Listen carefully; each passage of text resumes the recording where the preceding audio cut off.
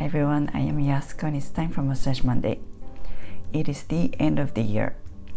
This week I'm going to show you a Japanese bath recipe with Nuka or rice bran because you so deserve a nice long bath to reward yourself of the hard work all year and take away the stress and get ready for a new year with beautiful skin.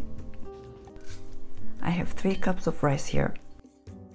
Wash the rice and instead of draining the water, save it in a bowl. Repeat several times. For this, you have to use rice that's polished or partially polished to get the Nuka from washing.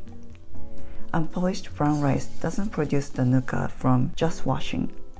Also, use organic because you will be soaking the entire body and I bet you don't want to soak in a pesticide bath. I'm using 50% polished organic rice. Nuka has various vitamins, minerals, and antioxidants that help to hydrate the skin, increase the elasticity, and reduce wrinkles, and lighten up the skin tone by slowing the melanin production. The washed rice goes into the rice cooker. I'm going to clean up the top with a strainer because it doesn't look good. Simply mix the Nuka water in the tub. As you can see, Nuka sinks to the bottom. You can save some and use it as a scrub on hard surfaces such as heels and elbows.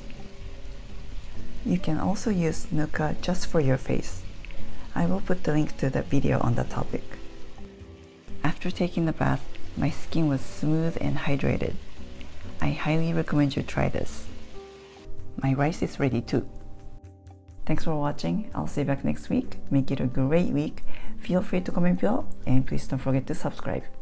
And have a happy new year.